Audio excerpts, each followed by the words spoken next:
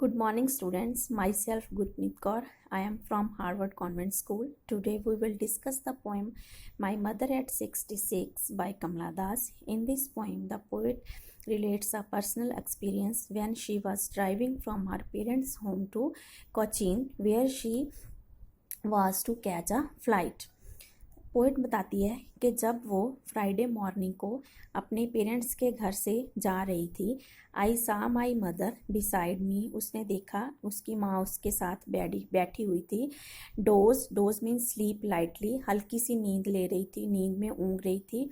Open mouth, उसका मुंह खुला हुआ था। हर फेस एशन like that of a corpse, उसको अपनी माँ का चेहरा मुर्दे के जैसा पीला दिखाई दिया, जैसे डेड बॉडी होती है उसका जो शरीर है, बॉडी है, वो पीली हो जाती है। उस अपनी माँ का चेहरा उस टाइम पोइट को पीला लग रहा था।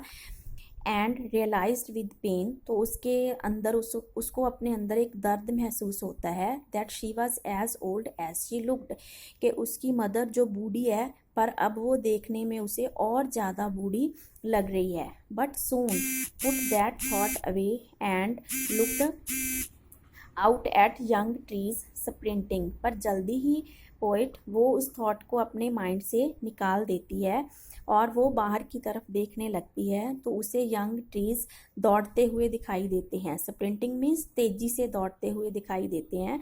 The Mary children spilling out of their homes, बच्चे खुशी से अपने काफ़ी ज़्यादा लार्ज नंबर में, काफ़ी ज़्यादा संख्या में अपने घरों से बाहर निकलते हुए उसे दिखाई दे रहे हैं। मैरी मीन्स खुश मूड में, स्पिलिंग बाहर आते हुए, large number of children, spilling means काफ़ी ज़्यादा मात्रा में उनकी गिनती थी, वो बाहर आते हुए खुश भरे मूड में उसे दिखाई देते हैं।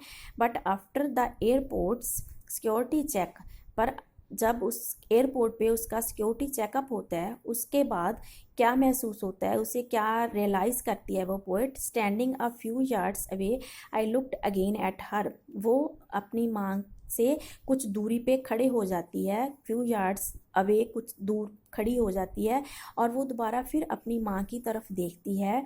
वेन पेल, तो फिर उसे अपनी माँ बहुत बूढ़ी, बहुत कमज़ोर दिखाई देती है। उसका चेहरा उसे पीला महसूस होता है।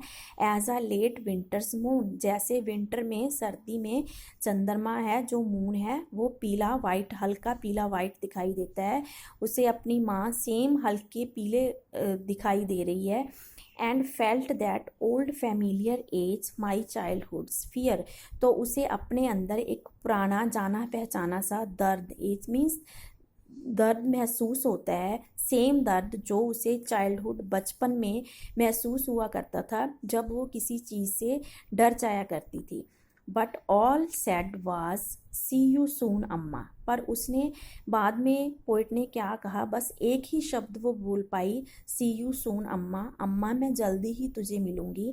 All I did was smile and smile and smile, but बस इसके बाद उसने क्या किया, बस वो अपनी माँ की तरफ देखती रही, उसे देखकर वो स्माइल करती रही, स्माइल करती रही। वो कुछ भी बोल नहीं पाई, बस खड़े होकर वो अपनी माँ को देख रही है। तो ये तो इस पोइम की एक्सप्लेनेशन थी बच्चे। Now I will tell you the whole summary of the poem. इस पोइम में पोएट क्या करती है, वो अपना एक एक्सपीरियंस शेयर कर रही है। वो एक्सपीरियंस क्या है कि we do, the poet says, we do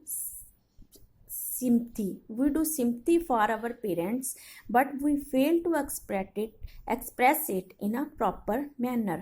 हमारे पेरेंट्स के प्रति हमारी सिंपथी होती है, पर हम उस सिंपथी को एक्सप्रेस करने में हम फेल हो जाते हैं।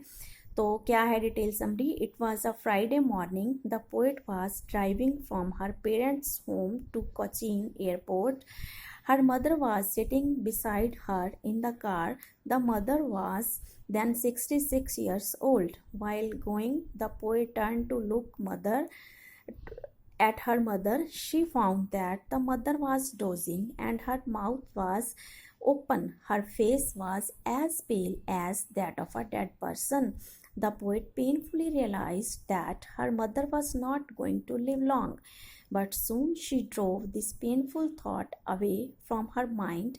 She started looking at the young trees on the roadside. that seemed to be running fast. She saw children running out of their homes in joy. After reaching the airport, the poet went through the security check.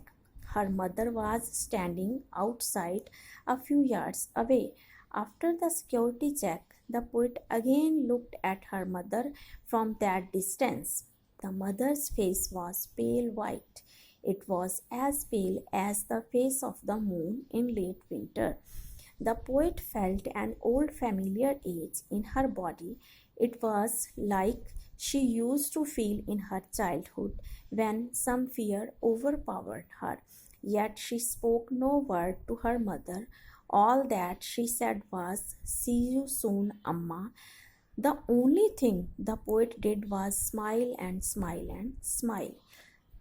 ये इसकी summary थी बच्चे। आपको समझ आ गया होगा कि इससे हमें क्या है, मेन पॉइंट क्या है।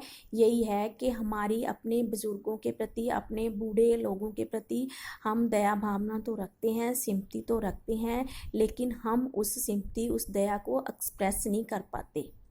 बस, थैंक यू।